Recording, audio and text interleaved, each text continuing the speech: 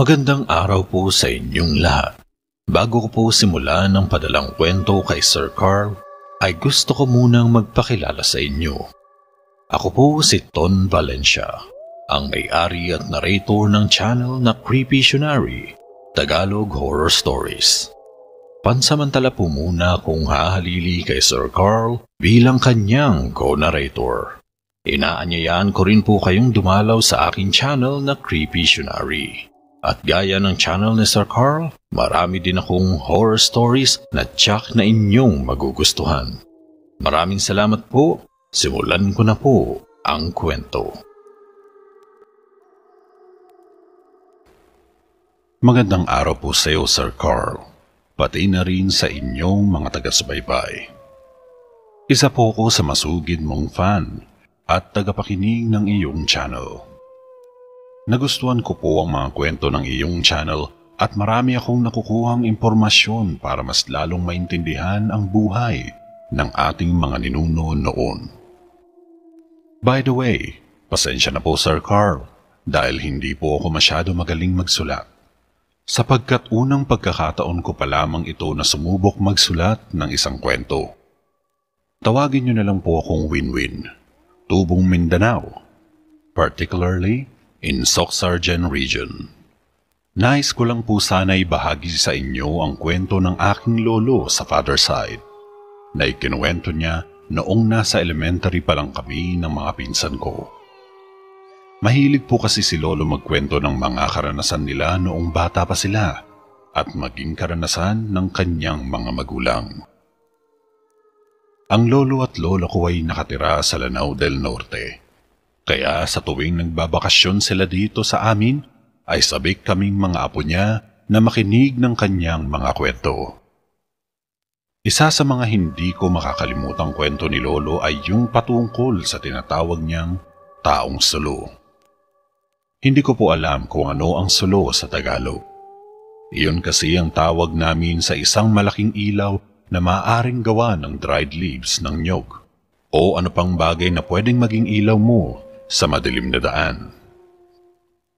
Nangyari daw ito noong kapanahunan ng ama ng aking lolo. Bali lolo ko na iyon sa tuhod.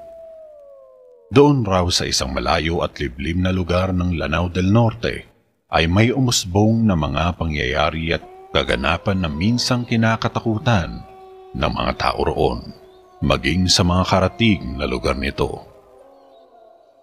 Ang pangyayaring ito ay nagsimula noong sunod-sunod na may mga namamatay sa lugar.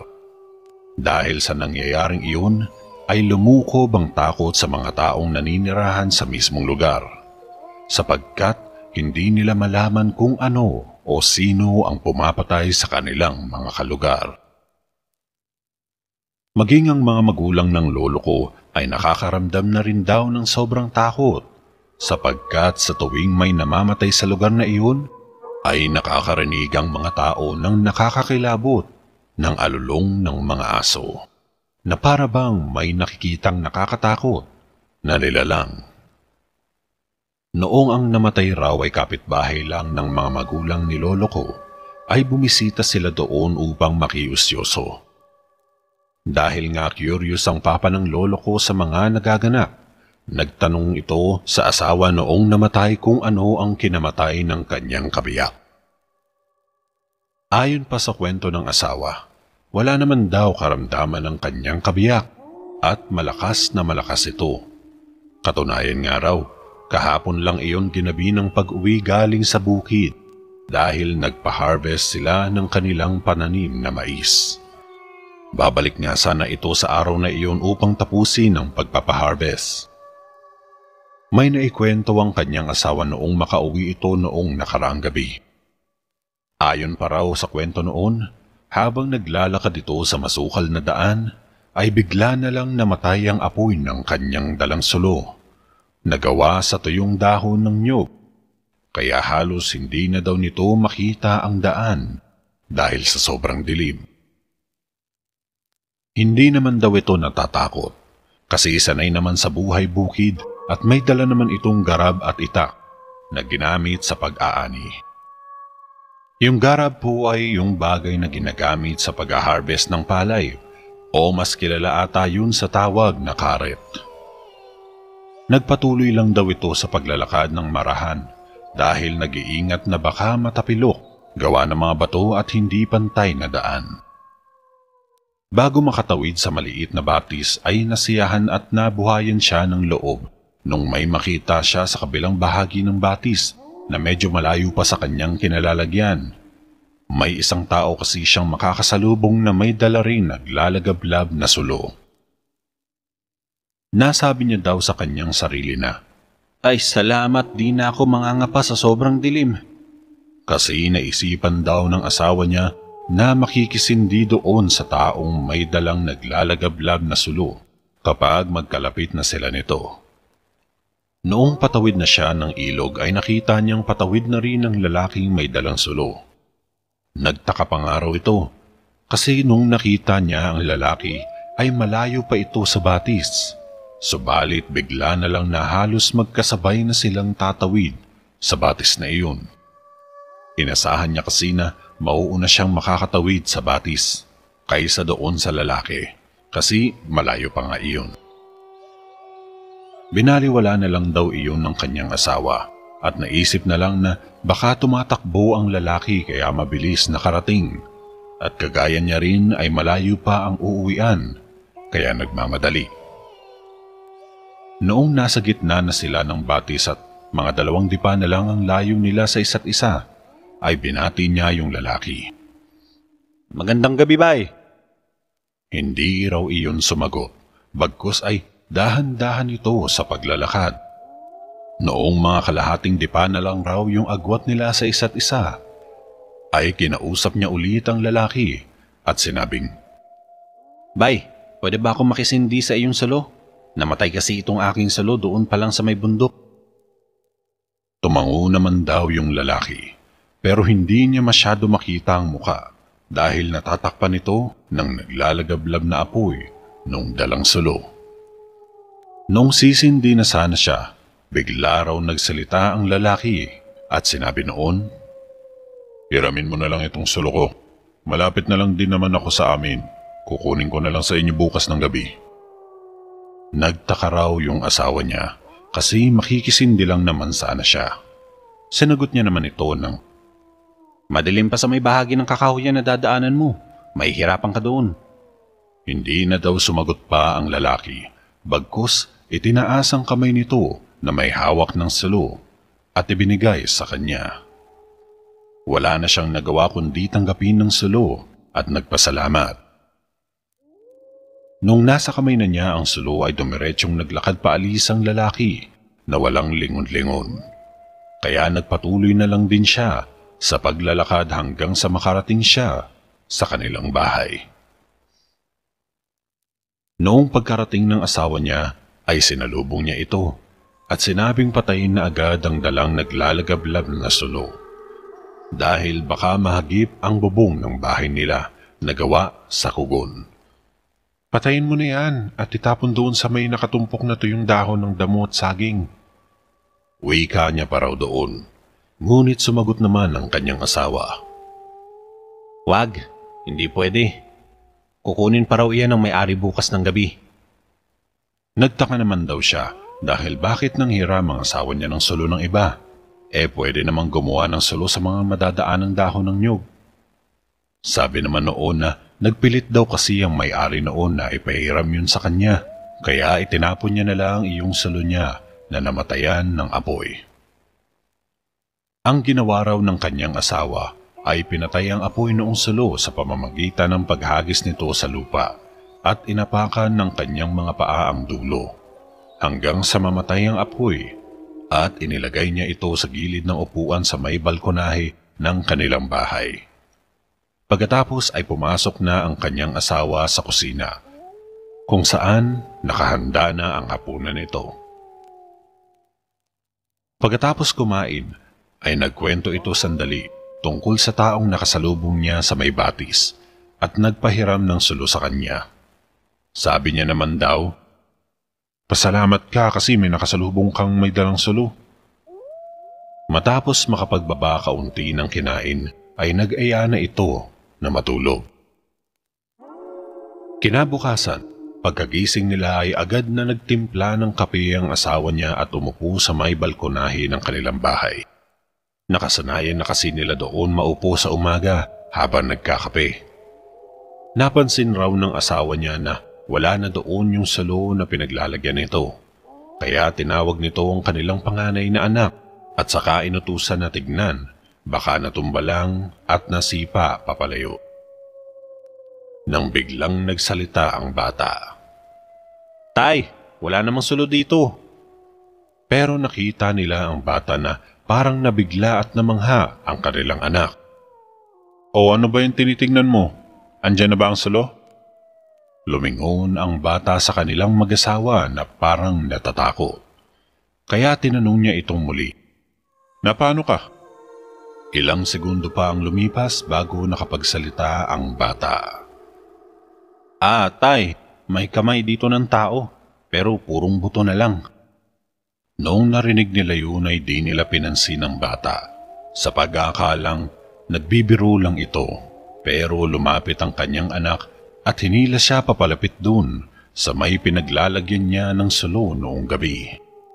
Laking gulat niya na imbis na sulo ang nandun, ay totoo nga na kamay talaga ng tao ang naroon. Nabigla siya at tinawag ang kanyang asawa na nakaramdam ng takot nung makita nito ang papabulok na braso ng tao. Agad siyang lumabas at kumuha ng pala upang ilibing ang buto ng braso na iyon sa likod bahay. Sabi pa niya, baka dinala lang yun o napulot ng kanilang aso kung saan. Matapos iyon mailibing ay kumain na sila ng almusal ng sabay-sabay. Pagkatapos ay agad na itong nagpaalam para bumalik sa bukid. At sabi nito, di raw siya magpapagabi kasi kakausapin niya yung may-ari ng sulo at sabihin na nawala niya ang sulo. Gagawa na lang siya ng bago at ibigay sa lalaki pagkatapos ay hihingi ng tawad. Kinahapunan nga ay maagang umuwi ang asawa noong ginang at gumawa noong sulo na ipapalit niya doon sa nawala. Pero hindi naman dumating ang may-ari. Kaya noong sumapit ang pasado 8:00 ay nagpapahinga na sila ng kanyang anak sa kwarto nila habang ang asawa niya naman ay nagpaiwan pa rin sa balkonahe na nakikinig ng panggabing drama sa radyo habang naghihintay sa kukuha ng sulo. Hanggang sa makarinig sila ng nakakakilabot na alulong ng mga aso mula sa malayo. Maging ang mga aso nila, pati mga aso sa kanilang nayon ay sobrang umaalulong na rin. Yung tipong mararamdaman mo na parang may hindi magandang mangyayari. Kaya tinawag na niya ang asawa at pumasok naman ito sa kanilang silid. Kaya lang parang aligaga ito at hindi mapakali. Muli itong lumabas at sinabing doon na muna ito hihiga sa balkonahe para presko habang hinihintay ang may-ari ng sulo. Patuloy pa rin sa pagkalulong ang mga aso. Sinisigawan na nga ito ng asawa niya hanggang sa nakatulog siya at ang kanyang naaalala na lang ay may boses ng lalaki na nagtatao po ng 2 beses. Narinig niyang sinagot naman ito agad ng kanyang asawa at tuluyan na siyang nakatulog. Kinabukasan ay iyon na nga ang bumulaga sa kanya, ang asawang wala ng buhay na akala niya ay doon lang nakatulog sa balkon. Halos hindi siya makapaniwala na patay na ang kanyang asawa. Matigas na ito at malamig na malamig noong lapitan niya para gisingin na sana. Ang ipinagtataka niya ay parang natulog lang ang kanyang asawa. Yun nga lang, matigas at malamig na. Agad nilang ipinalibing ang kanyang asawa, tapos lumipat muna sila sa bahay ng kanyang mga magulang na hindi naman kalayuan mula sa kanila. Ayon pa sa asawa na masakit para sa kanya at isang napakalaking palaisipan kung ano ang ikinamatay ng kanyang asawa. Kaya para hindi rin siya mag-alala sa kanilang kaligtasan, kaya siya nagdesisyong doon na muna sa kanyang mga magulang. Bago po ako magpatuloy nitong aking kwento, ay hihingi po ako ng paumanhin. Sa unang bahagi kasi ng aking kwento ay hindi ko na ilagay ang pangalan ng mga taong bahagi ng aking kwento, lalo na iyong kapitbahay ng mga magulang ni Lolo na biktima ng taong sulo. Bali yung lalaki pala ay si Mang Rowing at ang asawa naman nito ay si Aling Gina. Yung pangalan naman po ng aking lolo ay Bonifacio at ang palayaw niya naman ay Boning. Yung tatay niya naman ay si Jose. Ito na po ang pagpapatuloy ng aking kwento. Noong nailibing na nga si Mang Rowing, ay nilisan nila Aling Gina ang kanilang tahanan at doon na nanirahan sa bahay ng kanyang mga magulang na di nakalayuan sa dati nilang bahay. Noong mga panahon na iyon ay natatakot na talaga ang mga tao dahil ang pagkamatay ni Mang Rowing ay nasundan pa sa ibang karatig sityo na may pagkakahalintulad ng paraan kung paano namatay ang biktima. Hanggang isang araw ay may isang pamilya na dumating sa sityo ng mga magulang nila Lolo Boning. Tawagin na lang natin sa pangalang Vicente ang lalaki at Mira naman ang babae. May dalawa silang anak na parehong mga binata na. Si Mang Vicente ay nasa edad 55 pataas. Dahil sa mabait naman ang bagong lipat na pamilyang ito, kaya naging malapit agad ito sa mga taga roon, lalo na sa pamilya nila Lolo Boning. Maraming kwento ang bagong lipat nilang kapitbahay, hanggang sa nabanggit nito ang mga pagkakamatay ng mga tao sa kanilang sityo, pati na sa mga karatig sityo nito. Sa parehong kadahilanan, iyong makikisindi ng sulo sa nakasalubong tapos imbes na pagsindihin, ay ipapahiram noong kasalubong ng kanyang sulo. Tapos kinabukasan o makalawa, ay patay na ang taong pinahiram noong sulo. Ang sabi pa ni Mang Vicente ay hindi raw matatapos ang patayan na iyon kung hindi masusugpo ang taong may-ari ng sulo. Ang duda niya raw kasi, iyon talaga ang may gawa o dahilan ng mga pagkamatay.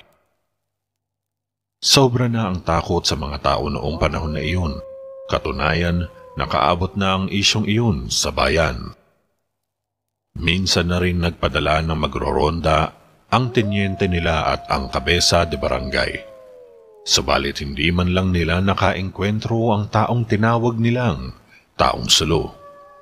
Dahilan kaya ipinatigil ang pagroronda. Bale 1 linggo matapos ang pagroronda at 1 linggo rin na nawalang patayan o namamatay, kaya nakahinga ng maluwang ang marami. Hindi na rin nila naririnig na umaalulong ng kakaiba at sabay-sabay ang lahat ng mga aso. Hanggang sa isang gabi daw noon at mga nasa 10:30 pasado ang araw, habang nagkwekwentuhan sila Lolo kasama ng kanyang ama at yung bago nilang kapitbahay sa balkonahe ng bahay nila Lolo, ay bigla na lang daw nag-aalulungan ang mga aso ng sabay-sabay. Nagsimula ang unang alulong sa direksyon ng kinaroroonan ng malayong sementeryo na tila gumapang hanggang sa nayon sa ibaba nila. Hindi raw mapigilan nila Lolo, kanyang mga magulang, Mang Vicente at isa nitong anak na binata na makaramdam ng kakaibang kilabot na nanunuot sa kanilang mga kalamnan. Nahinto raw bigla ang kwentuhan habang patuloy sa pagkaalulong ang mga aso sa nakakatakot na paraan. Tapos bigla na lang nagsalita si Mang Vicente. "Naku, mukhang may mamamatay na naman." Makikita sa mga mata nito ang bagkas ng lungkot at pagkatakot. Napatanong raw ang ama ni Lolo Boning kung paano niya naman nasabi na may mamamatay na agad. Sumagot naman daw iyon na ang ganong uri ng pag-alulong ng mga aso ay isang hudyat na may mamamatay sa kinabukasan o may biktima na naman ang taong sulo.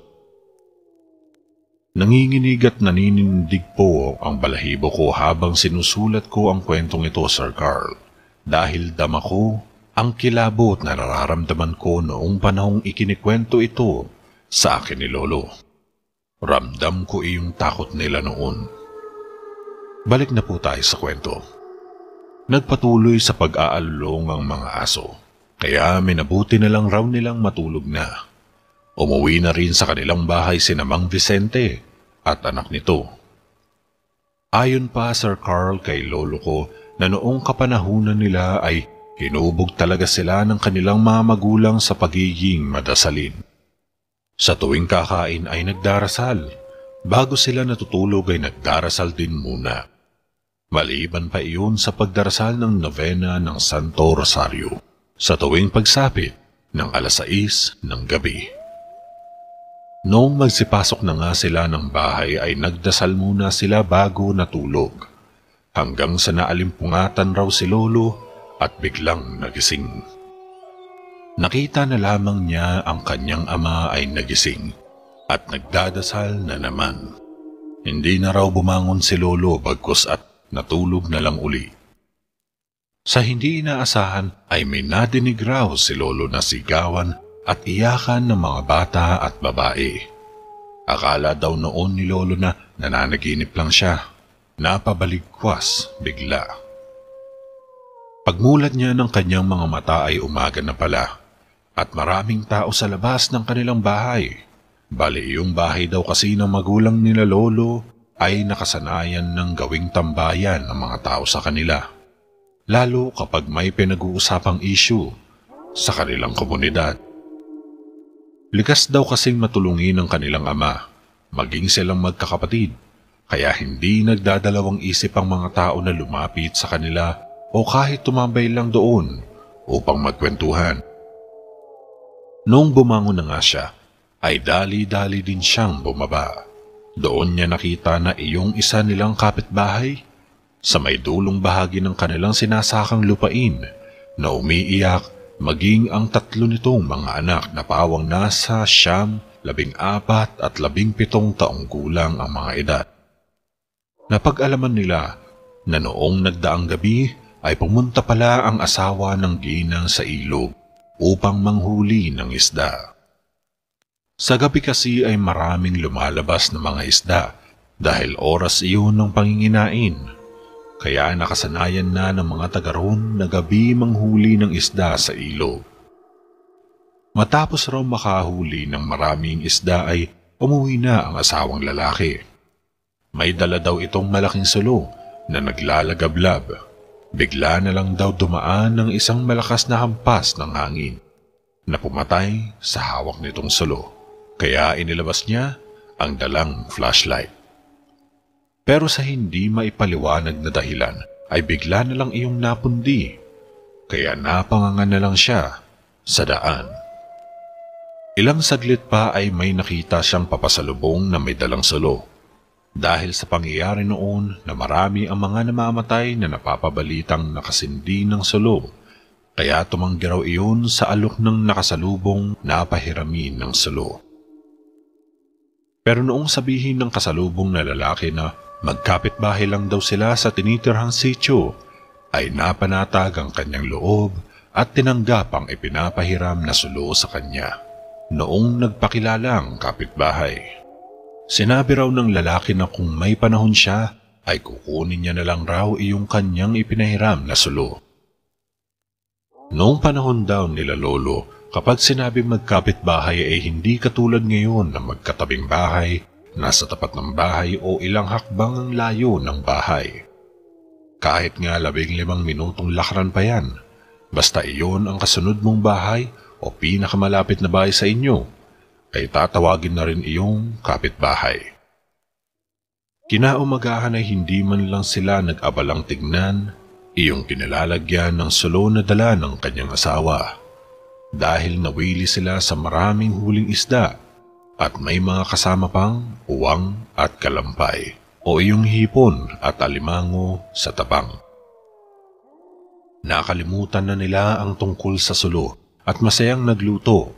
Iyong banghuli naman ay ibinilad para hindi masira at may maipang sasaho sa gulay sa susunod na mga araw. Hanggang sa kinahapunan at gumabi na ay masaya pa rin silang buong mag-anak. Nagplano naman ang kanyang asawa na babalik sa ilog sa susunod na araw pagkatapos nilang magpatanim ng mais sa Makalawa. Masaya silang nagkwentuhan at sumali na nga ang dalawa niyang anak na lalaki at sinabing sasama sila sa kanilang ama sa sunod na panghuhuli nito. Nang biglang napatigil ang kanyang asawa sa pagsasalita at napabigkas ng, "Hala, ang sulo!" Nabigla silang lahat at tinanong kung anong sulo ang sinasabi nito. Sumagot ang asawang lalaki na iyong ipinahiram sa kanya ng kapitbahay noong pauwi na siya galing ilog. Dali-dali raw iyong tumayo at pinuntahan ang gilid ng bahay kung saan niya isinandig ang sulo noong nagdaang gabi. Laking gulat niya noong makita na wala na ang sulo at ang naroon ay isang buto ng braso ng tao na nabubulok na. Noong mga oras na iyon ay nagsimula ng mag-alulungan ng mga aso mula sa malayo.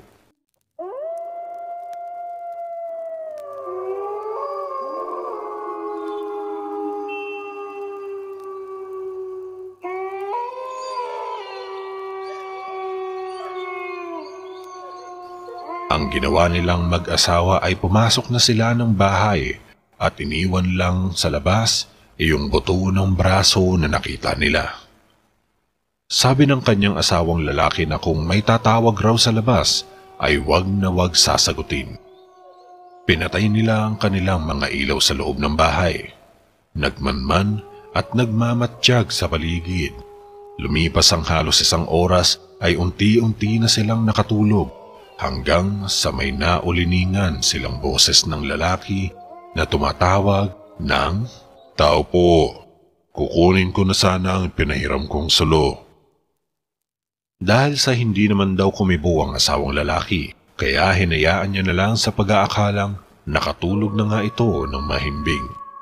Pagkatapos daw ng 3 beses na tao po, ay biglang umalulong ng nakakakilabo yung aso nila.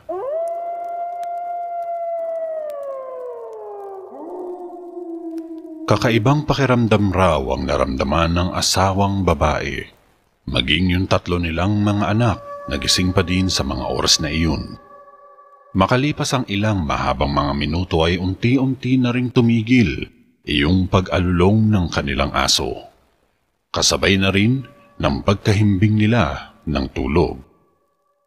Kinaumagahan nga ay nagising na lang silang lahat na isa ng malamig na bangkay ang kanyang asawang lalaki.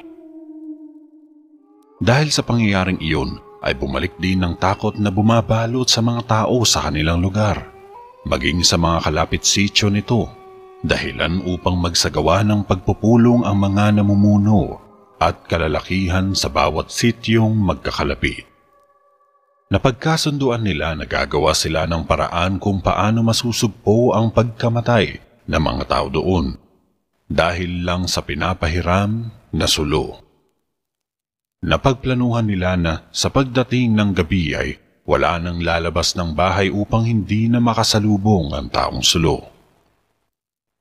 Magmula noon, mag-aalas 6 pa lang ng gabi ay masyado ng tahimik ang kanilang lugar. Tanging huni na lang ng mga panggabing ibon ng kanilang naririnig. Ramdam nilang lahat ang takot, lalo na kung makakarinig sila ng pag-alulong ng mga aso.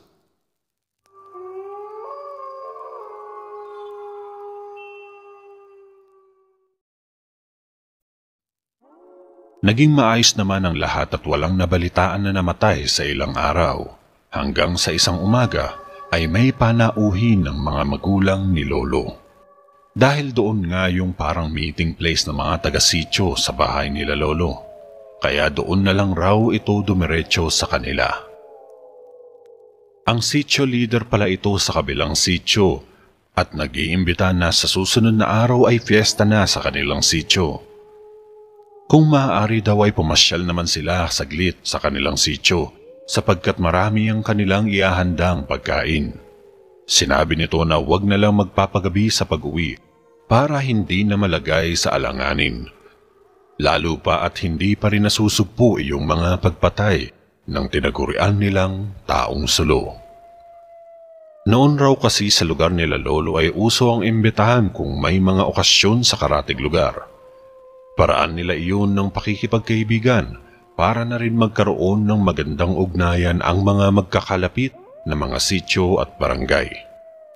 Dahil sa imbitado nga sila, kaya napagkasunduan nila na pumunta sila sa fiesta. Pero dapat hindi sila magpapaabot ng pagdilim.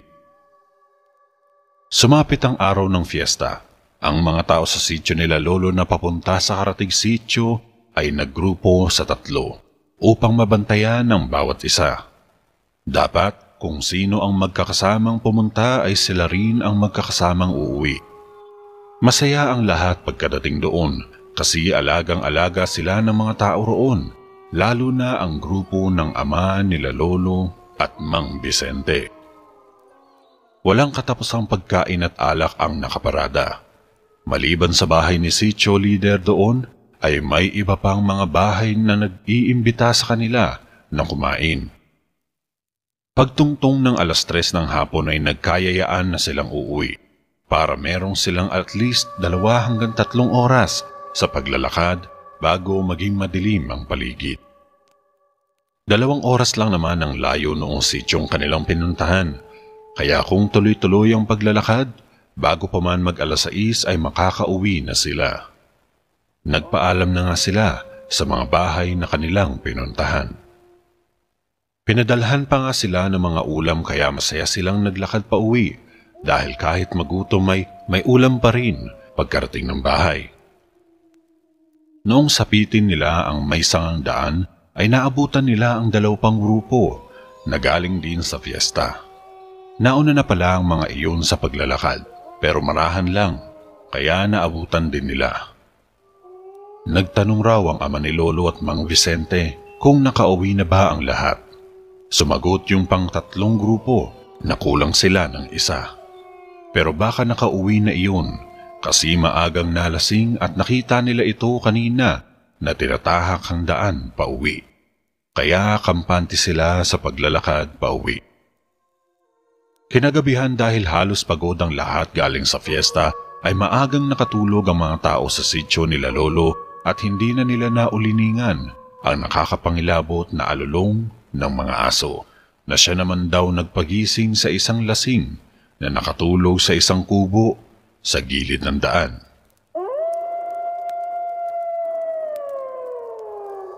Ito pala yung nawawala na lalaki doon sa pang-3 grupo na pumunta sa fiesta. Nagising ito dahil sa sobrang lamig at sa nakakapangilabot na alulong ng mga aso. Dali-dali itong naglakad sa gitna ng napakadilim na masukal na daan. Noong halos nasa sangang daan na siya, ay hindi pa rin mawala-wala sa sistema niya ang sobrang kilabot dahil sa hindi pa rin humihinto ang alulong ng mga aso. Sa palagay niya raw ay may nagbabadyang masamang mangyayari. Hanggang sa may makita siyang isang tao na mabilis na naglalakad papunta sa kanyang direksyon na may dalang sulo. Dito na siya mas lalong nakaramdam ng takot. Nangangatog na rin ang kanyang mga tuhod na mga oras na iyon. Noong medyo malapit na sila sa isa't isa, ay naisip niya nang tumakbo pabalik sa sityong pinanggalingan. Lalo pa kasi siyang natakot noong pinalid ng hangin ng apoy sa sulo na bitbit noong lalaking kanyang makakasalubong. Nasilayan niya kasi ang kakaibang mukha ng lalaking may dalang sulo. Napupungay daw ang mga mata nito na akala mo ay isang inosenteng bata.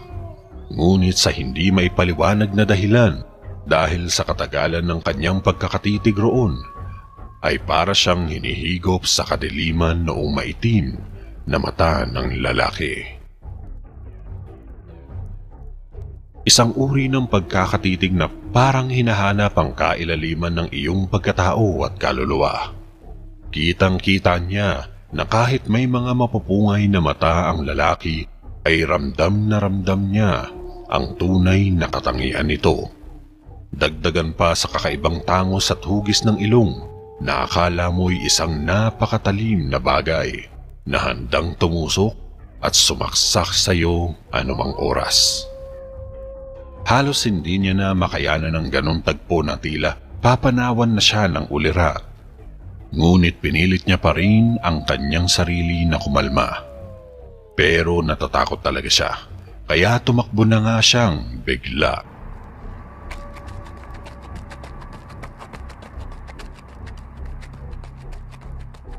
Hindi pa nga siya nakakalayo ay narinig niyang sumitsit sa kanya ang lalaki. Kahit takot na takot ay napatigil siya at lumingon sa lalaking may dalang salo na patuloy sa paglakad papalapit sa kanya.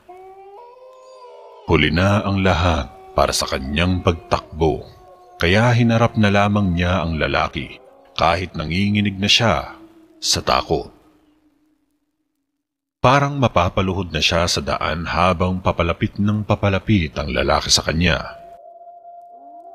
Noong sa tansya niya ay nasa 2 dipa na lang ang agwat nila, ay nagpakatatag siya, nagtapang-tapangan at nagsalita. "Uy, pare, magandang gabi sa'yo. Nalasing ako at nakatulog doon sa kubo sa may bundok. Ikaw, bakit ka ginabi?" Pinilit niyang maging normal ang kanyang boses kahit na nanginginig ang kanyang labi sa takot. Samantala, doon naman sa kanilang sityo sa pangunguna ni Mang Vicente at ang ama ni Lolo ay nagkakagulo na ang mga tao dahil humingi na ng tulong ang asawa at mga anak noong lalaki na hindi nila kasamang umuwi at hinahanap ito sa kanila kung bakit hindi nila kasamang umuwi. Sinabi ng mga kagrupo noon na nauna na iyong umuwi, pero sinabi rin ng asawa na hindi pa rin iyon nakakauwi sa kanila. Parang nabulabog lahat ng mga tao sa buong sityo dahil sa kung ano na kaya ang nangyari doon sa lalaki. Bawat lalaki sa sityo ay may kanya-kanyang bitbit na mga naglalakihang bugkos ng tuyong dahon ng nyog at may mga sindi ang dulo. At hahanapin nila ang kanilang kasityo na hindi nakauwi. Nagiiyakan na ang mga bata at mga kababaihan, dala ng takot na naidulot ng mga pag-aalulong ng aso. Naayon pa kay Lolo na nakakapanindig balahibo talaga ang tunog, na parang may paparating na naman na isang kamatayan.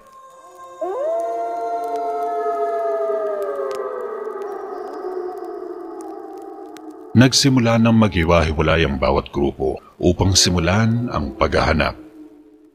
Ang pangalan noong lalaking nalasing na nawala ay si Celso. Balik muna tayo sa salaysay ni Celso tungkol sa kanila noong taong sulo. Pagkatapos daw ni Celso na magsalita ay hindi man lang kumibo ang lalaki. Tuwid lang ito sa pagkakatayo habang wala na sa 1 dipa ang distansya nila sa isa't isa. Hindi na rin makita ni Celso ang mukha noon dahil natatakpan na iyon ng apoy na galing sa sulo. Noong muli na sanang magsasalita si Celso ay saka palang nagsalita ang lalaki.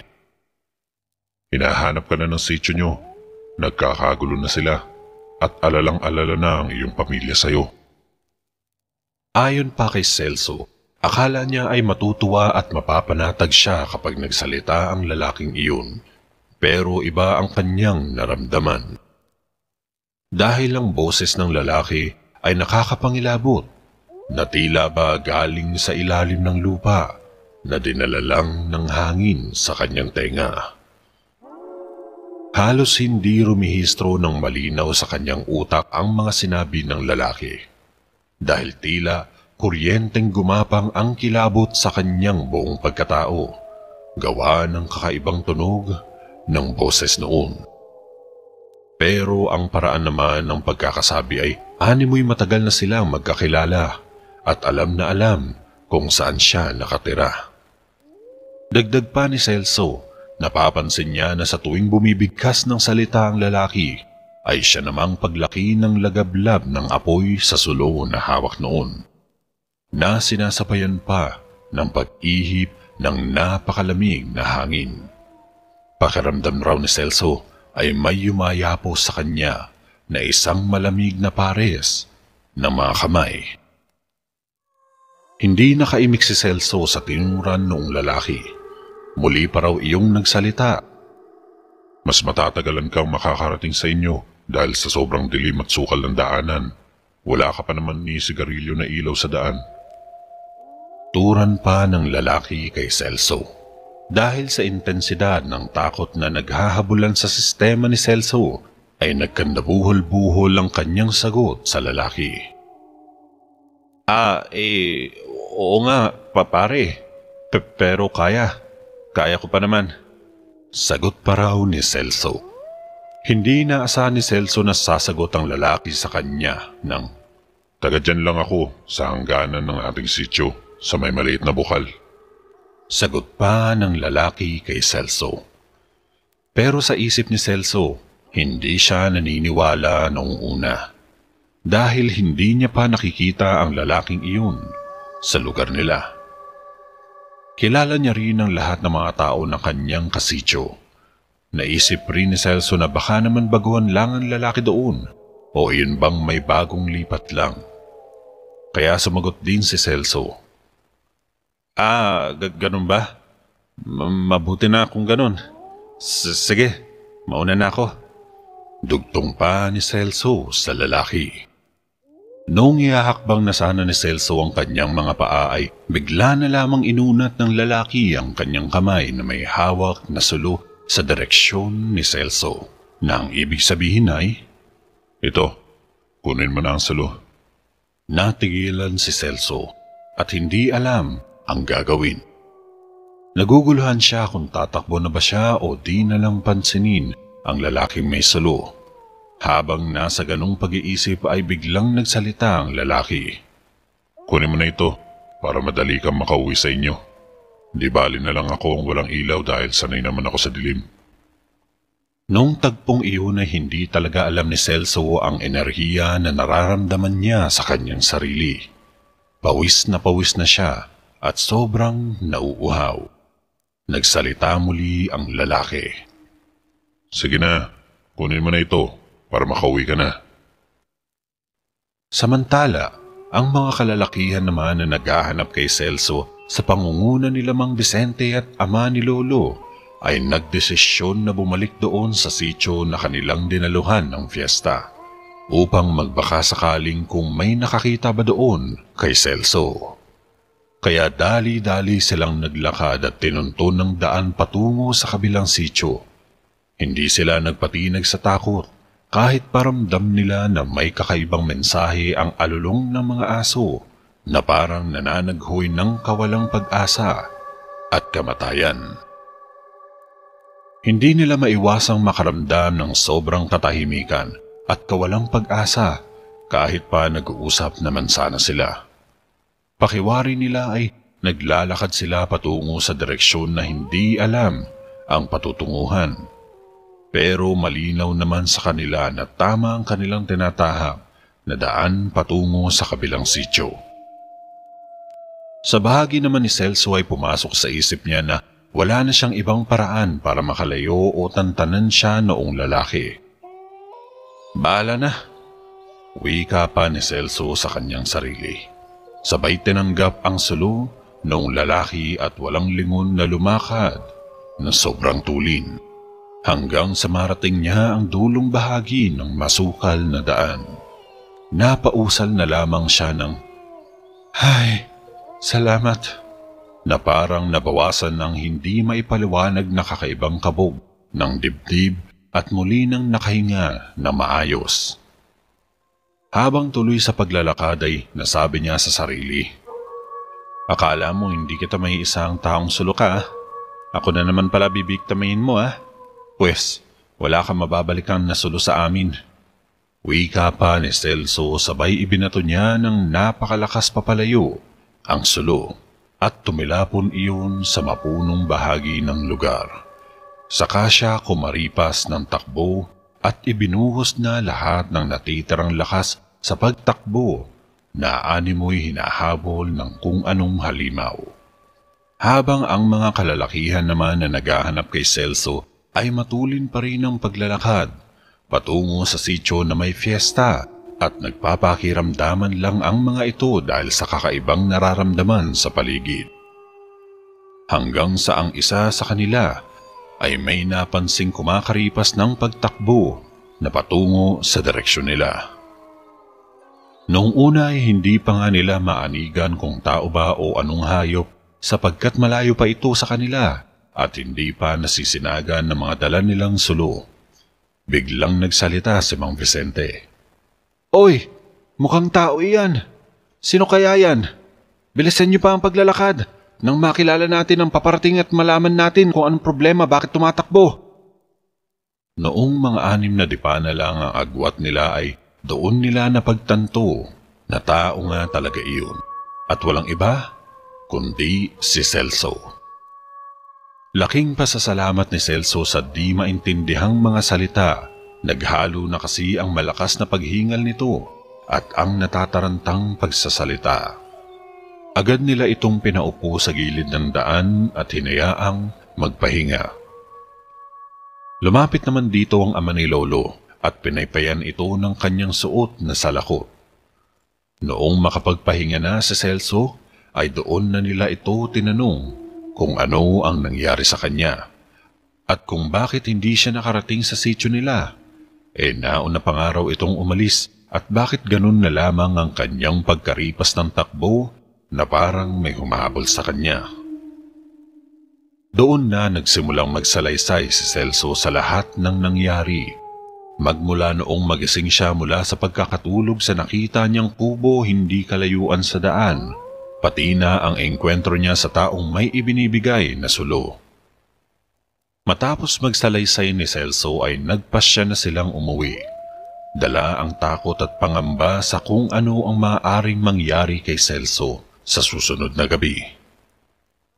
Habang naglalakad ay nag-isip si Mang Vicente at kinalabit ang ama ni Lolo sa kabinulungan.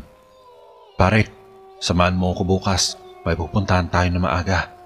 Pero daanan muna natin si Celso sa bahay nila." Tumango naman agad ang ama ni Lolo. Dahil sa tagpong iyon ay parang hindi makaramdam ng antok ang mga tao sa sitio nila. Lahat ay nag-aalala at nag-iisip sa mangyayari sa kinabukasan ng gabi. Mag-aalas 4 pa lang na madaling araw ay tapos nang magkape ang ama ni Lolo at nakagayak na ito. Hinihintay na lamang nito ang pagdating ni Mang Vicente. Noong sumaktong alas 5 na ng umaga ay dumating na si Mang Vicente at kaagad sila umalis. Nagpaalam ang ama ni Lolo sa kanyang asawa at ibinilin na utusan ang bata o sila ni Lolo at mga kapatid niya na ipastol ang mga alagang hayop kapag tuluyan ng maging maliwanag ang buong paligid. Tapos umalis na ang tatay ni Lolo. Ang mga sumunod daw ng pangyayari ay ayon sa salaysay ng ama ni Lolo ko. Noong papalapit na sina Mang Vicente at ama ni Lolo sa bahay nila Celso, ay narinig nila na parang may nagtatalo. Kaya binilisan nila ang kanilang paglakad upang makarating agad. Noong nasa tapat na sila ng bahay ni Celso, ay nabigla sila nang sumigaw ng napakalakas si Celso habang umiiyak. "Ewan, hindi ko alam." Palahaw pa ni Celso kasabay ng pag-iyak nito. Noong naroon sila sa tapat ng bintana ay nakita nilang umiiyak din ng asawa ni Celso, pati na mga anak habang nakayakap kay Celso. Umubo-ubo naman ang ama ni Lolo, pahiwatig na may taong dumating o para sabihing naroon sila sa labas. Noong napansin sila ni Celso, ay bigla itong tumakbo at niyakap ang ama ni Lolo na humahagulgol habang nagsasalita ng, "Ewan ko, hindi ko alam." Nagsalita si Mang Vicente at nagtanong sa asawa ni Celso kung anong nangyayari at kung ano-ano ang sinasabi ni Celso na hindi niya alam. Sumagot naman ng babae habang humihikbi at itinuro ang gilid ng kanilang pintuan. Nagtaka si Mang Vicente, maging ang ama ni Lolo. Wala naman silang nakita doon na kakaiba, maliban sa kahoy na parang panggatong na nakasandig sa gilid ng pinto. Nagsalita ulit si Mang Vicente. Ano bang meron dyan? Walang ano-ano ay hinawakan ni Celso sa kamay sina Mang Vicente at ama ni Lolo. Saka hinila patungo sa may gilid ng pintuan. Sabi ng ama ni Lolo, ano ba kasi ang problema dyan? Wala naman akong kakaibang nakikita. Pero noong isang gabi pa pala nakakaiba ang pakiramdam ng ama ni Lolo maging si Mang Vicente na mukhang duda sila kung nalusutan ba talaga ni Celso ang taong salo dahil sa pagtapon niya ng salo nito. Sabi ni Celso, hindi po yan kahoy. Tingnan niyo mabuti. Habang patuloy pa rin sa paghahagulgol. Kaya ang ginawa ng ama ni Lolo at Mang Vicente ay nilapitan talaga nila ang bagay na nakasindig sa gilid ng pintuan. Doon na nila napagtanto ang ibig sabihin ng mag-asawa. Bigla silang nagkatinginan at nakaramdam ng kakaibang kabog ng kanilang mga dibdib.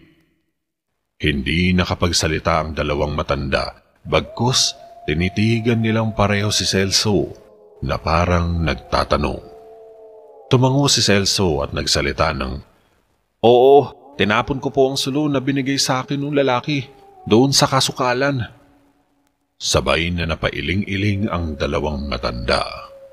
Nagsalita si Mang Vicente kay Celso at asawa nito. Huwag niyong gagalawin ang bagay na yan. May pupuntahan lang kami sandali at babalik kami kagad. Na ang tinutukoy ay ang buto ng braso na animoy kahoy lang na nakasandal sa gilid ng pintuan. Mabilis na nilisan nila Mang Vicente at ama ni Lolo ang bahay nila Celso at diretso sa paglalakad.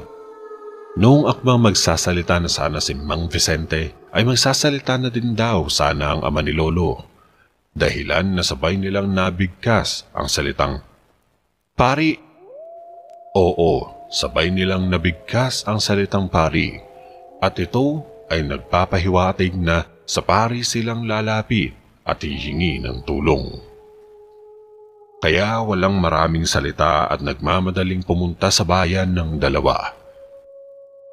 Habang nasa kumbento ay napagkwentuhan nila Father at ng mga kasamahan nito sa simbahan ang mga patayan sa sityo nila Lolo, pati na sa mga karatig pang sityo. Ang sabi pa raw ni Father James, lubang malakas ang nilalang na ito sapagkat ang 13 biktima nito ay biglang naputol ang pagsasalita ni Father dahil biglang pumasok ang sekretarya ng simbahan at ipinaalam sa pari na may gustong kumausap sa kanya.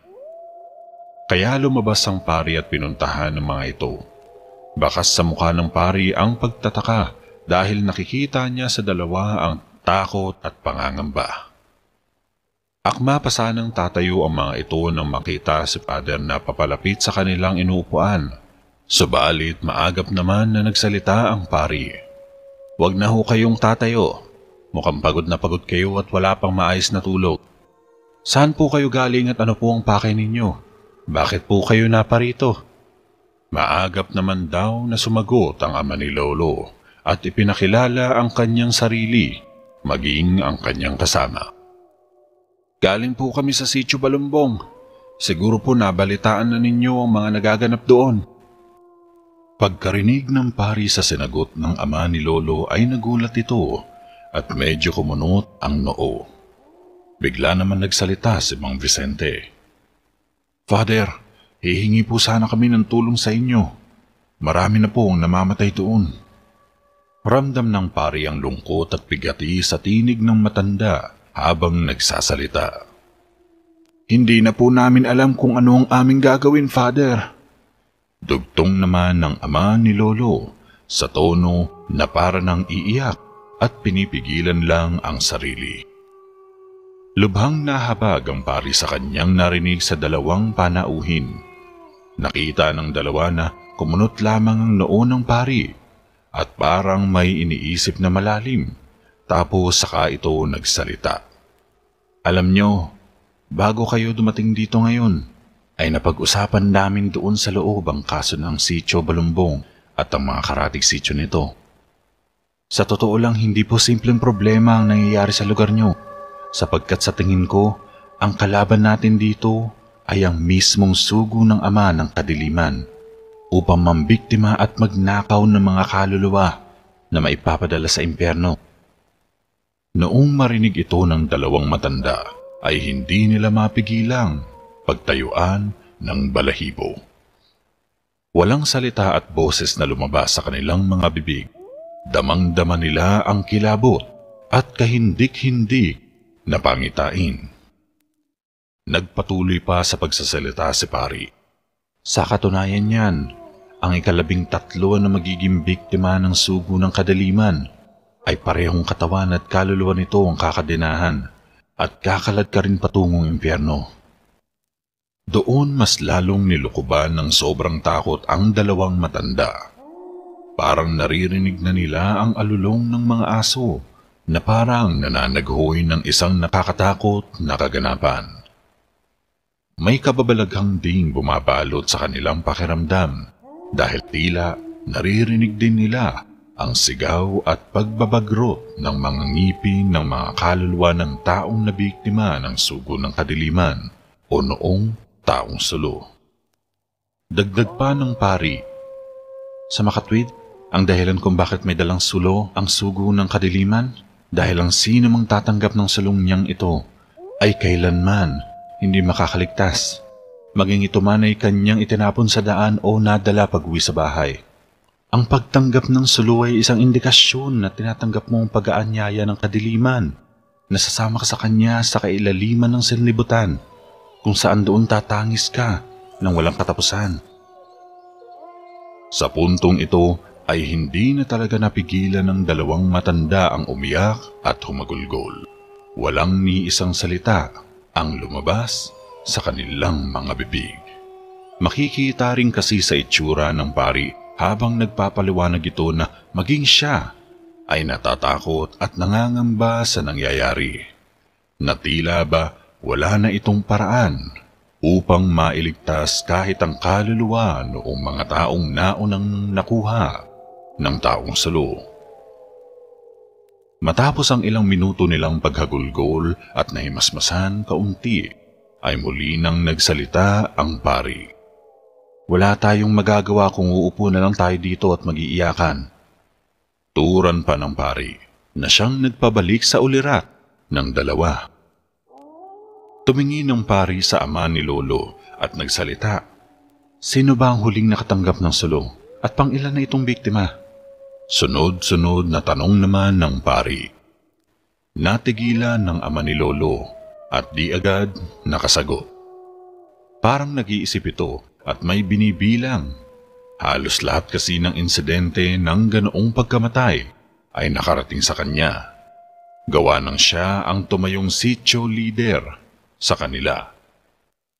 At doon din sa bahay nila nagpupulong ang mga tao na nagbabahagi ng kanilang mga nasagap na balita mula sa iba't ibang karatig sitio. Habang ang pari ay seryosong naghihintay ng sagot, ay biglang nagsalita si Mang Vicente at sinabing ang kapitbahay namin ang huling nakatanggap ng sulo at kung hindi kami nagkakamali, siya ang 13 na biktima. Sumabat naman ang ama ni Lolo at sinabing, Oo, siya ang pang-13. Muling natahimik ang pari sa kanyang kinatatayuan at di kaagad nakapagsalita. Humigop ito ng hangin saka ibinuga sa kawalan. Mahabaging Diyos, kawaan mo kami. Nausal ng pari habang kitang-kita ng dalawa ang pag-aalala nito sa kanyang muka. Tinawag ng pari ang kanyang sekretarya at sinabing, Ihanda ang mga simbahan at aking mga gamit. Maghanda kayo ng mga malalaking kandila at ilagay ito sa bawat pintuan ng simbahan. Ihanda rin ang bawat silid ng simbahan. Tuloy-tuloy na turan ng pari sa sekretarya at agad naman itong tumalima upang ipagbigay alam sa mga tao doon sa simbahan ang paghahanda na kanilang gagawin. Muling hinarap ng pari ang dalawa at nagsalita. Umuwi na kayo. Ngayon din, at maghanap kayo ng 3 babae na kakapanganak pa lang. Dalhin nyo dito ang 3 kasama ang huling nakatanggap ng sulo. Magdala rin kayo ng mga tutulong sa pagdarasal, yung kabisado ang dasal natin dito sa simbahan. Bilisan nyo habang may oras pa tayo. Pagkatapos magsalita ng pari, ay agad umalis ang 2 matanda. Hindi na alintana ang kanilang pagod, gutom at uhaw sa kanilang matagal na paglalakad upang makarating ng bayan. Sapagkat ang nag-iisang bagay na nasa isip nila ay kung paano maililigtas si Celso at kung paano matuldukan ang nakakatakot na pangyayaring iyon sa kanilang lugar. Pagkarating ng 2 sa kanilang sitio ay agad na pinatawag ang mga kalalakihan at doon sila nagtipon-tipon sa bahay nila Celso. Samantalang si Celso at asawa nito ay pinaghanda na rin. Kinausap ng ama ni Lolo ang mga kalalakihan upang utusan na maghanap ng mga babaeng kakapanganak pa lamang. Tumalima naman agad ang mga ito dahil natatakot na rin sila sa maaaring mangyari. Habang naghahanap ng babaeng kakapanganak ang mga kalalakihan, ay tinipon naman ng ina ni Lolo at asawa ni Mang Vicente ang mga matatanda at mga marunong magdasal na mga kababaihan, kasama ng mga bata at naghanda na rin. Pinatawag nila ang kanilang kasityo na nakatira sa may bandang ibaba, malapit sa may daan na si Mang Efren, dahil gusto itong kausapin ng ama ni Lolo upang pakiusapan na magamit ang sasakyan niya sa paghahatid sa mga tao patungo sa simbahan. Meron kasi itong malaking sasakyan na madalas gamitin na panghakot ng mga naaaning produkto mula sa kanilang taniman papunta sa merkado sa bayan. Pagkarating nga ni Mang Efren ay kaagad itong kinausap nila Mang Vicente at ama ni Lolo. Hindi naman daw ito nag-atubili at agad na pumayag na gagamitin ang kanyang sasakyan papuntang bayan. Noong sumapit ang 3:00 ng hapon, ay nakabalik na ang naghahanap ng babaeng kakapanganak pa lang. Subalit sa kasamaang palad dahil 2 lang ang kanilang nadala. Kitang-kita sa mga mukha ng lahat ang lungkot at kawalan ng pag-asa. Saan pa ba tayo makakakita ng babaeng kakapanganak lang? Tanong pa ni Mang Vicente sa tono na lubhang nag-aalala. Nagsimula ng umiyak ang pamilya ni Celso, maging si Celso mismo, dahil iniisip nila na wala ng pag-asang mailigtas si Celso kung hindi makukumpleto ang kailangan na 3 babaeng bagong panganak. Matagal bago may nagsalita. Hanggang isa sa kanilang mga kasityo ang nagsalita. Alam ko na, doon sa may pinakadulo ng ating sityo, sa may paanan ng bundok. May nakita akong buntis dati doon. Kung hindi ako nagkakamali, nakapanganak na iyon sa ngayon. May isa naman daw na sumigaw. Makakaya pa ba ng oras natin? Malayo pa iyon. Sumagot naman ng ama ni Lolo. Walang masama kung susubukan natin. Bago pa man makapagsalita muli ang lalaking nagtanong, ay biglang dating rin ang 3 kabayo na may sakay ng mga lalaki. Laking tuwa nila sapagkat ang pang-3 kabayo sa hulihan ay lulan nito ang isang babae na may kanlong na sanggol. Halos maiyak ang lahat sa saya at galak. Nabigkas na lamang ng lahat na, "Dinining ng Panginoong Diyos ang dalangin ng ating mga puso." Tapos wala nang maraming salita. Pinaghanda na ang lahat ng sasama at pinakuha na kay Efren ang kanyang sasakyan na gagamitin upang maihatid na ang lahat sa simbahan sa bayan. Ipinabalot ni Mang Vicente ang brasong buto ng itim na tela ayon sa utos ng pari, tapos saka inilagay sa isang sako. Bago pa man sila umalis at tumulak papuntang bayan, ay naghabilin si Mang Vicente at ama ni Lolo na bantayang mabuti ang lahat ng mga batang may iwan at mga kababaihan. Kung maaari ay wag na muna matulog ang mga kalalakihang may iwan at magroronda na lang hanggang umaga. Sinang-ayunan naman iyon ng lahat ng kalalakihan. Saktong alas 5 ng hapon ay dumating ang grupo ni Mang Vicente at ama ni Lolo sa simbahan sa bayan. Agad na inistema sila ng mga taga-simbahan at dinala sa mess hall upang makakain ng hapunan. Dahil alam ng pari na wala pa itong mga kain, lalo na ang mga kapapanganak pa lang na babae. Habang kumakain ay pumasok si Father at nagsalita. "Pakibilisan po ang kilos, pati ang pagkain, dahil malapit na ang gabi at meron tayong suliranin na kailangan masolusyonan sa pamamagitan ng ating pagtulong-tulong at basbas ng kapangyarihan ng ating Panginoong Diyos." Sinang-ayunan naman iyon ng lahat at seryoso na sa pagkain, pati sa pagpapakain sa mga batang kasama. Noong matapos na sa pagkain ay dinala silang lahat sa loob ng simbahan at pinaupo sa may pinakagitna. Lumabas ang pari at nakasuot na ito ng kanyang kasuotang pangmisa o iyong sotana. "Nandito na ba ang lahat?" tanong pa ng pari. Lumilinga-linga naman ang lahat sa paligid at inaalam kung may kulang pa ba sa kanila. Noong makumpirmang kumpleto na nga sila, ay saka muling nagsalita ang pari. "Kailangan niyong makinig ng mabuti at pakatandaan ang bawat sasabihin ko. Ang taong sulo ay isang dyablo na sugo ng ama ng kadiliman.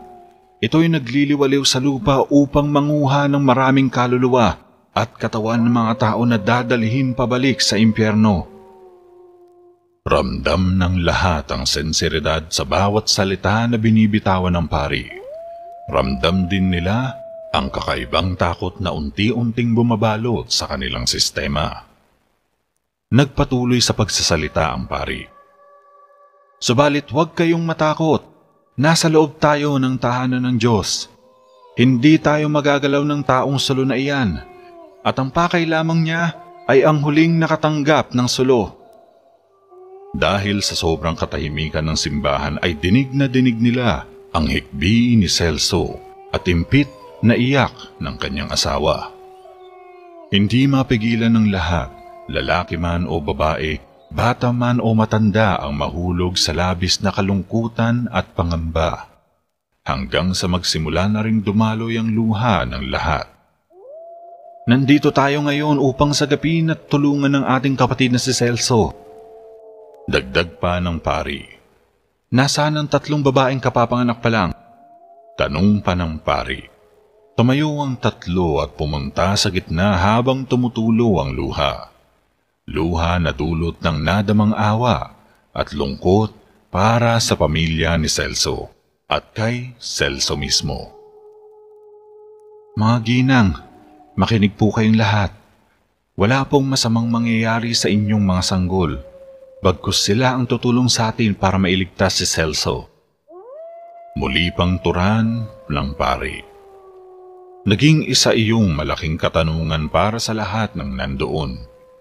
Paano kaya makakatulong ang mga sanggol na ito? Tanong ng bawat isa sa kanilang mga isipan. "Ikaw, iha," turo ng pari sa babaeng nasa kaliwa na may sanggol. "Doon ka sa pinakasentrong pintuan magpapatulog ng iyong sanggol. Ikaw naman, iha, doon ka sa kaliwa at ikaw naman sa may bandang kanan. Bawat isa sa inyo ay may kasamang isang babae.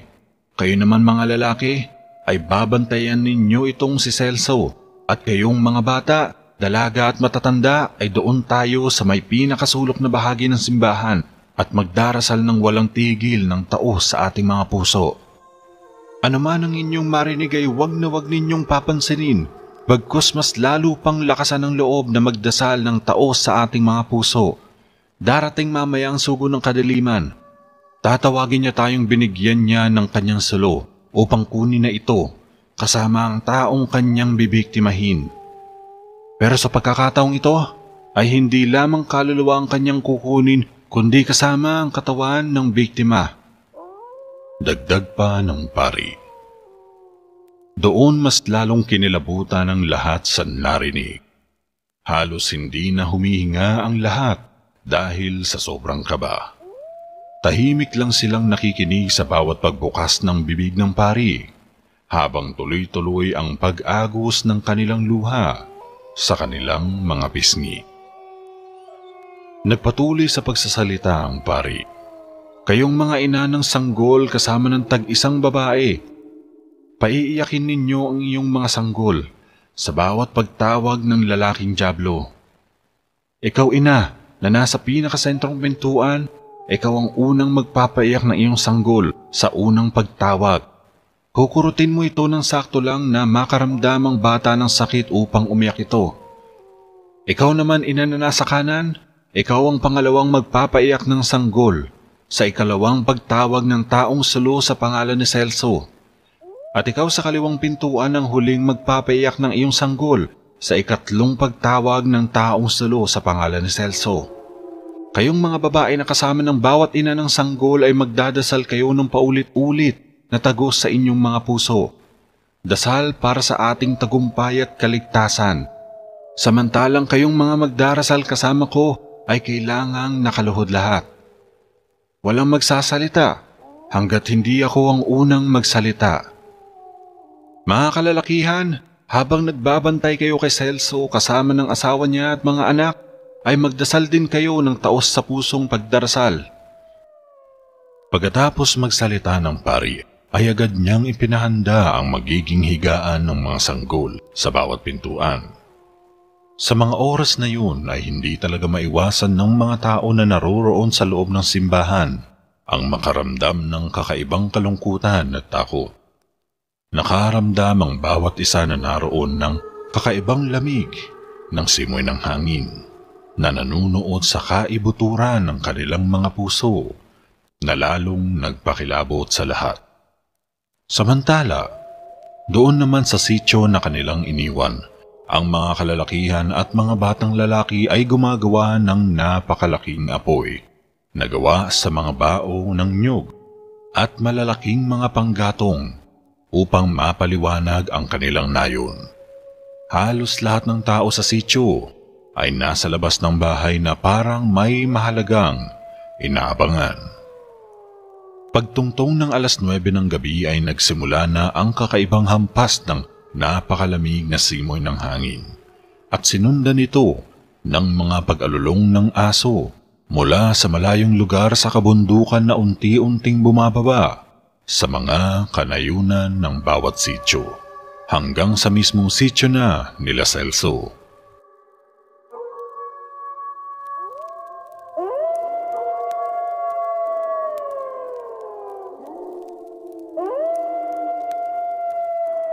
Sobrang takot ang nararamdaman ng mga taong naiwan sa sityo nila. May umiiyak na mahina, may umuusal ng dasal, may umiimpit at humahagulgul. Subalit hindi sila nagpadala sa takot na kanilang nararamdaman. Habang nakapaikot sa malaking apoy, nataimtim silang nagdarasal na taos sa kanilang mga puso. Yung ibang kalalakihan ay sinubukang patigilin ang mga aso sa pag-aalulong.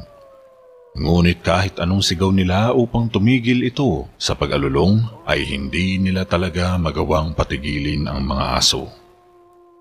Nabalot ng sobrang kalungkutan ng buong sityo. Pakiramdam nila ay may paparating ng isang nakakatakot at nakakahindik na pangyayari. Naramdaman ng bawat isa ang damdaming dulot ng pag-alulong ng mga aso. Yung damdamin na parang isang panaghoy sa karimlan, kawalan ng pag-asa at kamatayan. Yung pakiramdam na nag-iisa ka lang sa isang napakalayo at napakadilim na lugar at walang nakakarinig sa'yo.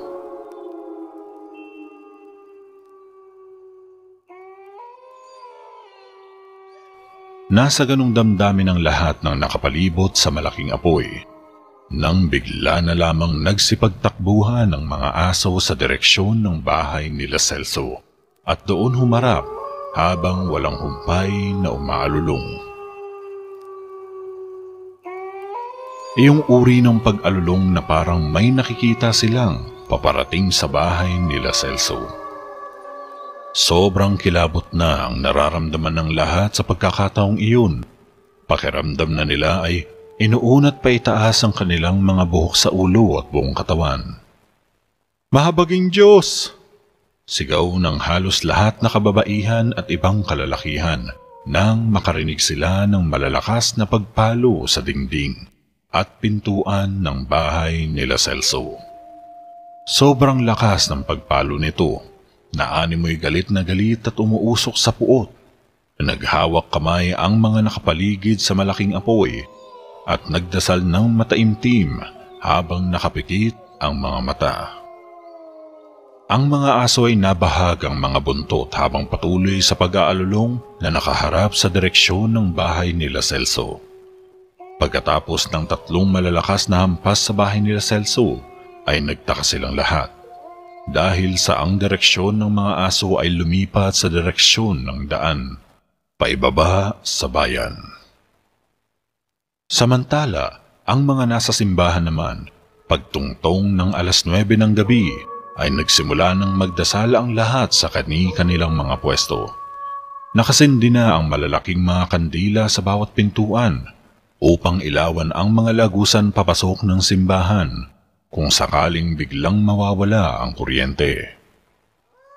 Walang imik ang mga ina ng sanggol habang nagpapadede at umuusal ng dasal. Habang nasa ganong sitwasyon ng lahat, ay nakaramdam na lang sila ng kakaibang damdamin na nagdulot ng takot at nginig. At bigla na lamang nagkatinginan ang bawat isa sa bawat sulok nang madinig nila ang malayong pag-alulong ng mga aso na sinasagot at pinagpatuloy naman ng mga asong nasa ibabang bahagi ng mga kanayunan. Kade-kadena ng pag-alulong ng aso ang kanilang naririnig na papalapit sa bayan. Nagsimula na naman ang pagtulo ng kanilang mga luha at pagikbi sa hindi mapigilang takot na nararamdaman.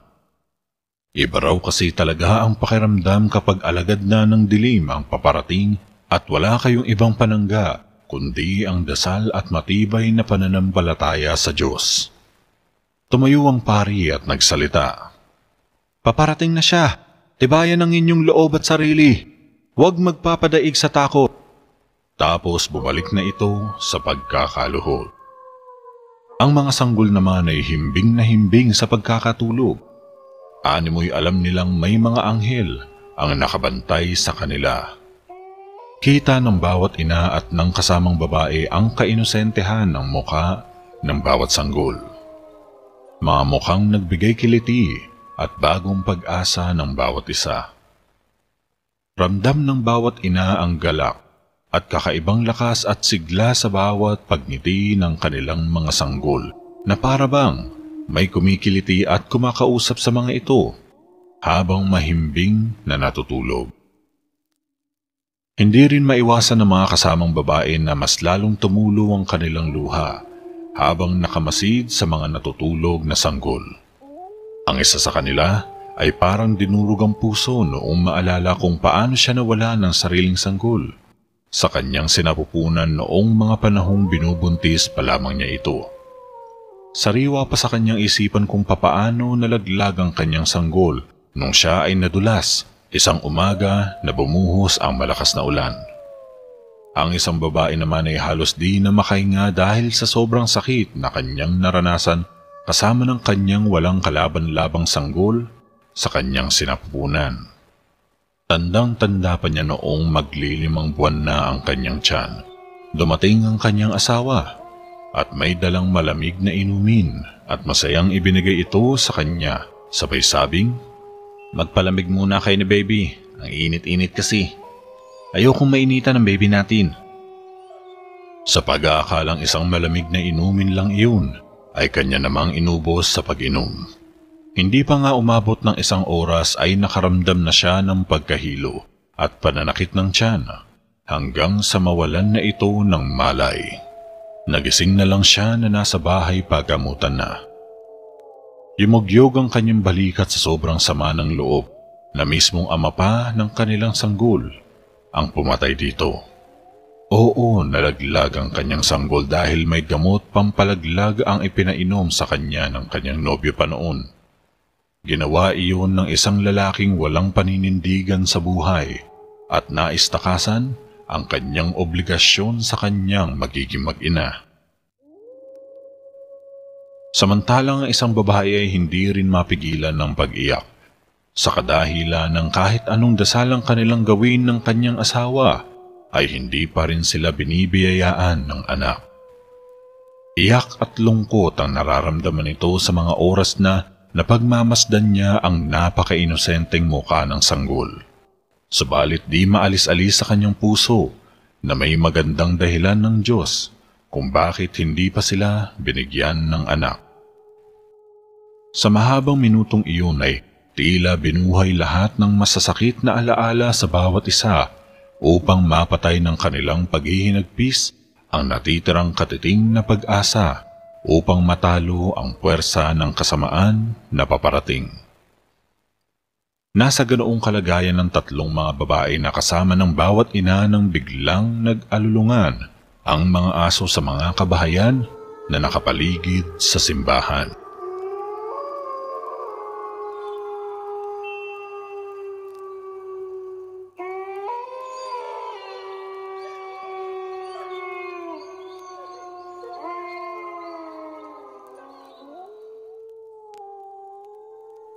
Maging ang alagang aso ng pari na nasa likod ng simbahan ay walang tigil sa pag-alulong.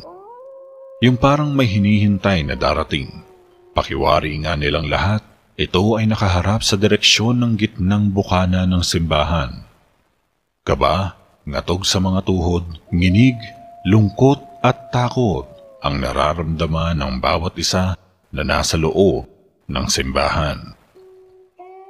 Tila binalutan na silang lahat ng napakalungkot na panaghoy ng isang taong nasa karimlan at kawalan, gawa ng nakakapanghinang tunog ng mga alulong ng mga aso.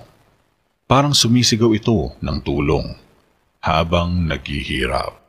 Napapitlag ang lahat at nagkatinginan ng may biglang malamig na hampas ng hangin ang kanilang nararamdaman.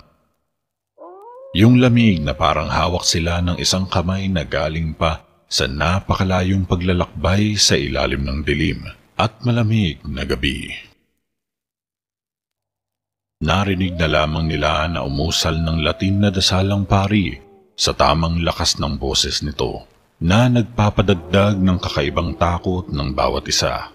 Saktong mag-aalas 10 na ng gabi nang may biglang tumawag sa pangalan ni Celso. Celso. Yung pagtawag na malumanay at nakahaba ng pagbigkas. Naramdam nilang lahat ang lamig ng boses na akala mo'y nagmumula sa ilalim ng lupa. Ang boses ay nagmumula sa mismong pinakasentrong pinto ng simbahan. Sumabay ang nakakatakot na alulong ng mga aso.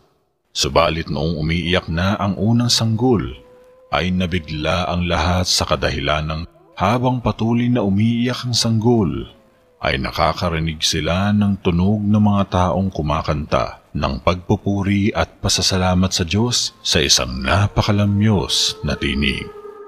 Yung tinig na parang nagpapainit ng iyong damdamin.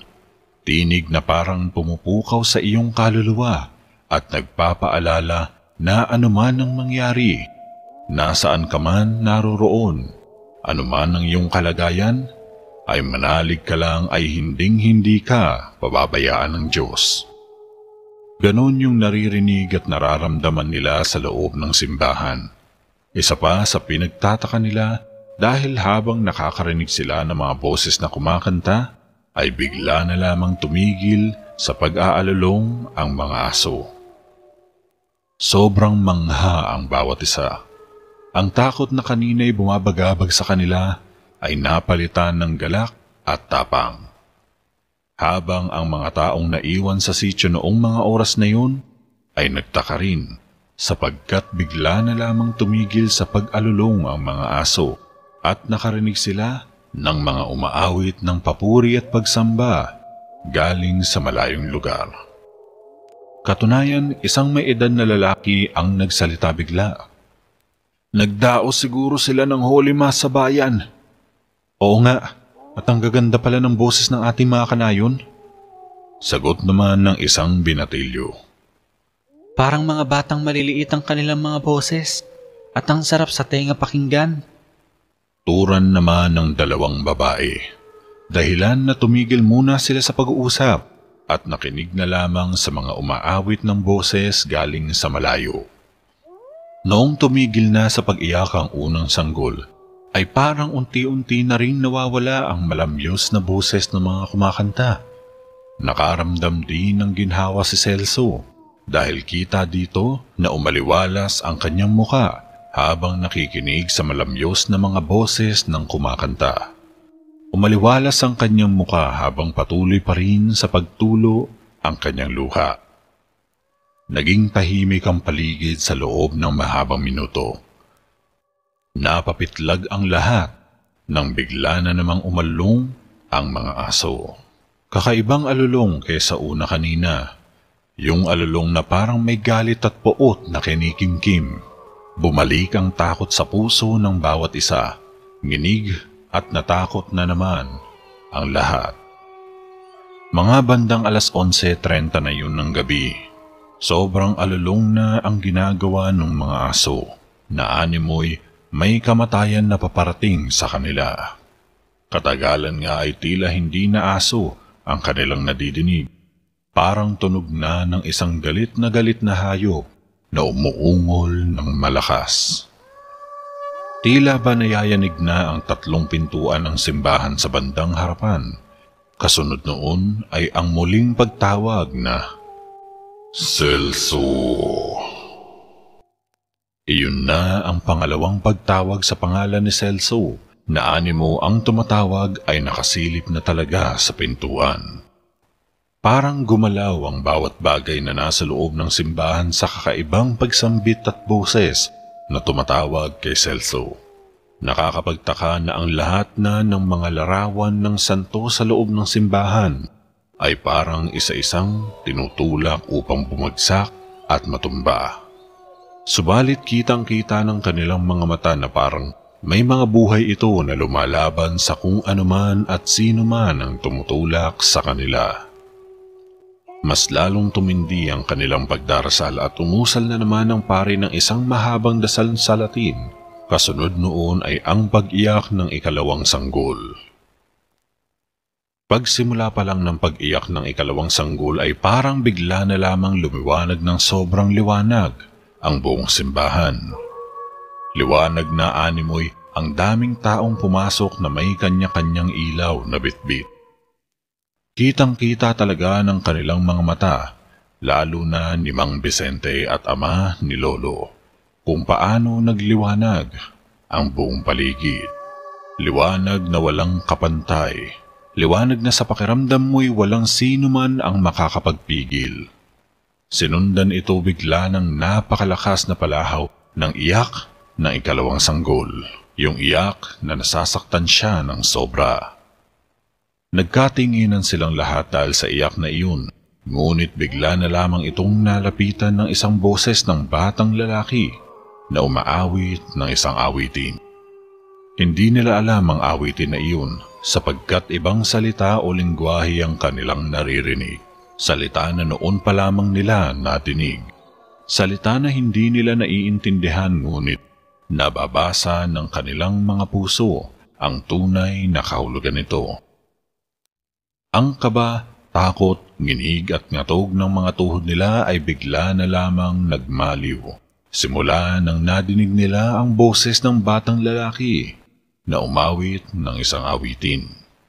Kay lamyos at kay lamig ng boses noon at napakalinis nito pakinggan.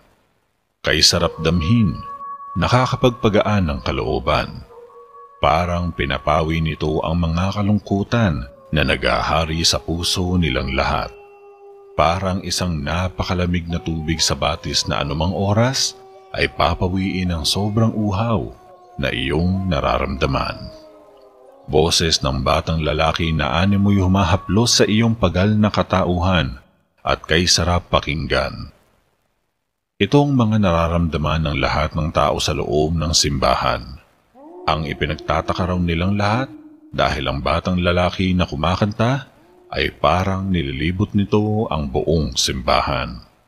At parang sinisilip ang bawat isa sa kanila na nagsasabing, Manalig ka at magtiwala sa Diyos. ramdam nilang lahat ang sensasyong iyon. Habang paikot-ikot ang boses sa loob ng simbahan, ay gumagalaw ang mga kortinang nakasabit sa mga sulok. Para ba itong hinahaplos? Halos hindi makapaniwala sila Mang Vicente at ama ni Lolo sa nasaksihan. Pero di maipagkakaila sa kanilang mukha ang saya at pagpapasalamat. Tumagal din iyon ng mga halos kalahating oras, samantalang ang mga taong nasa sitio ay nagkatanungan kung sino ba sa mga sumama sa bayan ang may dalang batang lalaki na napakagaling kumanta sa isang napakagandang boses. Naitanong din nila kung ano ring salita o lengguwahe ang ginamit ng batang kumakanta. Kay sarap kasi sa tengang pakinggan, tumatagos sa kaibuturan ng kanilang mga puso. Nakaramdam ng ginhawa at pagkatuwa ang lahat sa pangyayaring iyon. Nawala ang bigat na dinadala ng bawat isa, lalo na ang bigat na nasa kanilang mga puso. Naging mapayapa ang paligid, nagkatinginan sila Mang Vicente at ama ni Lolo. Sabay nilang sinulyapan si Celso. Nakita nilang niyayakap ito ng kanyang mag-ina. Nakahinga ng maluwag ang lahat. Nangangarap na sana tapos na ang lahat ng iyon at matapos na ang mahabang mga minuto ng kanilang takot at pangamba. Walang salita ang lumalabas sa kanilang mga bibig, subalit basang-basa sa kanilang mga muka ang saya at tunay na galak. Parang nakalimutan nila bigla ang takot na naging dulot ng taong sulo. Kahit wala na ang boses ng batang lalaki na kumakanta, ninanamnam pa rin nila ang hatid nitong luwalhati sa kaibuturan ng kanilang mga puso. Nang may biglang tatlong malalakas na pagkalabog sa pintuan ng simbahan. Tila nayanig ang buong simbahan sa lakas ng hampas sa pintuan nito na sinabayan ng tuloy-tuloy na alulong ng mga aso. Mahabang alulong na naman ng mga aso ang namayani na sa katagalan ay unti-unting nag-iba sa kanilang mga pandinig. Parang naging boses ito ng mga malaki at mababangis na hayop na handang lumapa sa sinumang biktima nito. Boses ng isang hayop na sa pakiramdam ng bawat isa ay nagmumula sa bawat sulok ng labas ng simbahan. Ramdam nila na parang gustong pumasok nito sa loob ng simbahan at gusto na ring sirain ng mga pintuan. Nahintakutan ng lahat ng biglang nagdilim ang buong paligid. Pumatay ang ilaw at tanging liwanag lang ng mga nakasinding kandila ang nagbibigay liwanag sa buong simbahan. Halos hindi sila makagalaw sa sobrang takot. Si Mang Vicente at ama ni Lolo ay naghawak kamay at taimtim na nagdarasal. Kitang-kita nila ang malakas na hangin na humahampas sa nakasinding kandila na akala mo ay may gustong pumatay sa liwanag nito. Animoy may taong sadyang humihipan upang mapatay ang pagkakasindi nito. Naging madilim ang labas ng simbahan dahil sa pagkamatay ng ilaw. Sila lang sa loob ng simbahan ang may kaunting liwanag na nagmumula sa kandila. Nang biglang mapasigaw ang lahat sa gulat.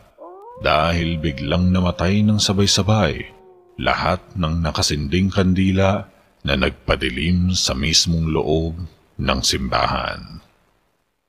Nagsalita ang pari sa malakas na boses. Tibayan niyo ang inyong mga loob. Tatagad niyo ang iyong mga sarili at magdasal ng taos-puso. Humingi tayo ng tulong at proteksyon sa ating Panginoong Diyos. Kahit pare-parehong natatakot, ay pinagpatuloy na nila ang kanilang ginagawang pagdarasal. Iniisa-isang lapitan ng pare ang kinaroroonan ng mga kandila upang muling masindihan. Muling nagsalita ang pari. Kayong pamilya ni Celso, yakapin niyo na mahigpit si Celso. Ikaw, asawang babae, iparamdam mo ang init ng iyong yakap sa iyong asawa. Yakap ng pagpaparamdam ng buong pusong pagmamahal. Habang binitiwan ng pari ang mga katagang iyon ay di nila mapigilan lahat ang umiyak. Kusang nangahulog ang kanilang mga luha sa kani-kanilang mga pisngi. Sa pakiramdam nila ay lilisanin na sila ni Celso. Isang nakakabinging katahimikan ang namayani sa kanilang lahat habang nag-uunahan sa pagtulo ang kanilang mga luha. Si Mang Vicente at ama ni Lolo ay parang hinihiwa ang kanilang mga puso sa sobrang sakit at lungkot. Samantala ang mga anak ni Celso ay walang tigil sa pag-iyak habang mahigpit na niyayakap ang kanilang ama. Ganon din ang kanilang ina. Isa-isang niyakap ni Celso ang kanyang mga anak at hinagkan habang nagsasalita. Mahal na mahal ko kayong lahat, mga anak ko. Wag na wag ninyong papabayaan ang iyong ina. Sinasabi ito ni Celso habang walang tigil sa pagluha. Huli niyang niyakap ang kanyang asawa, hinagkan, sabay sabing, mahal na mahal kita. Kayo ng mga anak natin. Palakihin mo silang may takot at pananalig sa Diyos. Nasa ganung tagpo ang pamilya ni Celso nang bigla na lang may muling pagtawag sa pangalan ni Celso. Celso! Tawag sa pangalan ni Celso sa ikatlong beses. Tawag na sa pakiwari ng bawat isa ay walang katapusan sa haba nito. Tawag na may kasamang pagbabagrot lang mga ngipin. Isang tawag na parang dinadala na siya nito sa kaibuturan ng daigdig, kung saan wala ng liwanag na masisilayan pa at purong kadiliman na lamang. Tatlong napakalakas na naman na pagkalabog sa bawat pintuan ng simbahan. Ramdam na ramdam ng lahat ang takot na tumatagis sa kanilang mga buto. Nanginginig ang kanilang mga laman. Gumalaw ang kanilang mga balahibo sa buong katawan. Tila may hangin ang humahaplos sa kanilang katawan na nagdulot ng kakaibang nginig at kilabot na pakiramdam. Dahil sa hangin na malakas na umiihip sa loob na mismo ng simbahan, ay tila mamamatay na naman ang sindi ng mga kandila.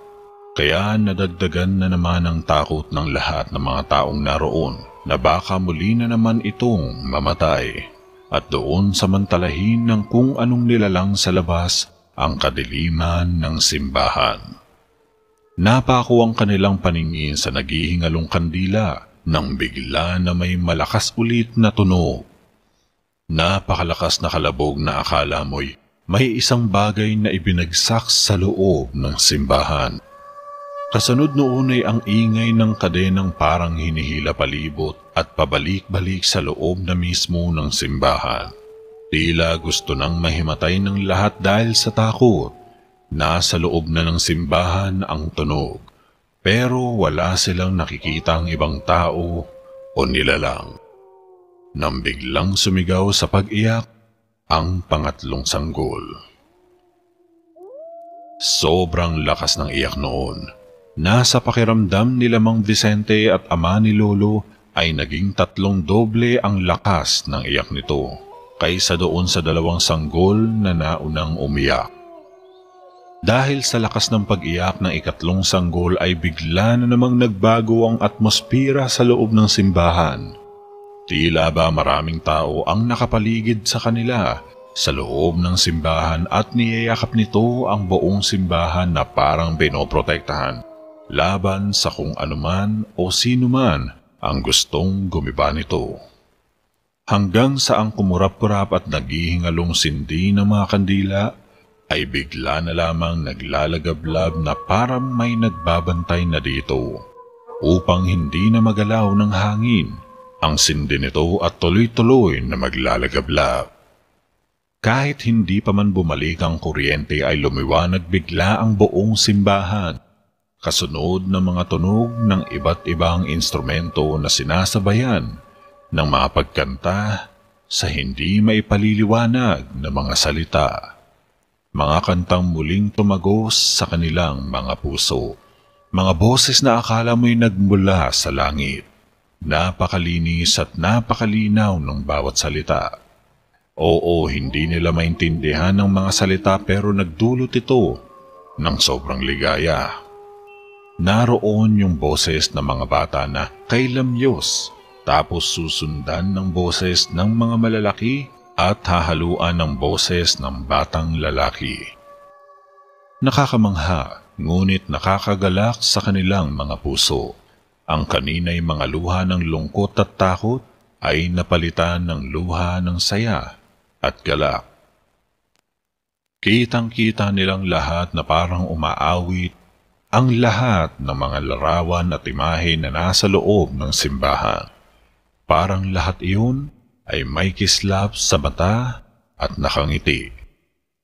Habang ang mga kandila naman ay parang hindi natutunaw sa likod ng sobrang paglalagablab nito. Kakaibang gaan, saya at bagong pag-asa ang sumibol sa puso ng bawat isa. Sobrang sarap sa pandinig ang mga boses ng mga kumakanta na hindi nila namamalayan na pati silang lahat ay sinasabayan na rin ng himig ng kanta. Muli na namang nawala ang mabigat at malungkot na presensya sa loob ng simbahan at nakaramdam sila ng kapahingahan ng kanilang mga pagal na katawan at kaluluwa. Napalitan ito ng panibagong pag-asa. Napabaligkwas si Mang Vicente at nahampas niya ng kanyang kamay ang kanyang katabi na ama ni Lolo. "Uy, hala, umaga na pala!" Biglang usal ng ama ni Lolo. Nakatulog pa lang silang lahat maliban sa pari. Dahil sa pag-iingay nila ni Mang Vicente at ng ama ni Lolo, kaya nagising na rin ang lahat. Doon nila muling naalala si Celso. Napatingin sila sa hinihigaan nito kagabi, kasama ng asawa at anak. Bigla na lamang silang nalungkot, sapagkat wala na si Celso sa higaan nito. Nang biglang nagsalita ang pari. "Halina kayong lahat at nang maaga nating maihatid ang katawan ni Celso sa kanyang huling himlayan."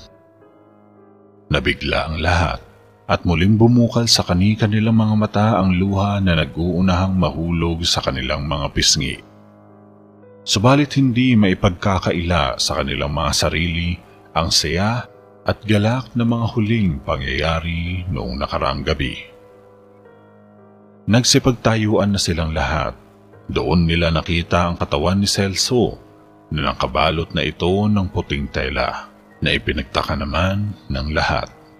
Ngumiti ang pari at nagsalita. "Dala ng ating mga bisita kagabi ang telang yan. Sila na rin ang tumulong sa akin upang maayos ang bangkay ni Celso." Nagsimula nang magmisa ang pari ng para sa patay. Doon niya na rin ipinaliwanag ang lahat. Nagsimulang magpaliwanag ang pari. "Siguro nagtataka kayo kung bakit mga babaeng may sanggol ang inilagay ko sa bawat pintuan ng simbahan at ang mga sanggol mismo ang pinaiyak sa bawat pagtawag ng taong sulo o noong sugo ng kadiliman sa pangalan ni Celso. Sapagkat ang iyak ng mga sanggol ay kinakatakutan ng mga dyablo. Kinatatakutan nila dahil sa kanilang pandinig. Ang bawat iyak ng sanggol ay awit ng mga anghel na kanilang pinanggigigilan at kinakatakutan. Ang mga sanggol na kagaya nila ay pangalawa sa mga anghel na sobrang kinalulugdan ng Diyos. Kaya kung inyong napapansin kagabi, ang iyak ng mga sanggol na ito ay napapalitan ng malalamyos na boses ng mga kumakanta. Sila ang mga anghel na pinadala ng Diyos upang sagutin ng iyak ng mga mapalad na sanggol. Pasalamatan at purihin nating palagi ang Panginoong Diyos. Oo, namatay si Celso ngunit hindi pinahintulutan ng Diyos na madala ng dyablo ang kanyang katawan, maging ang kaluluwa sa impyerno.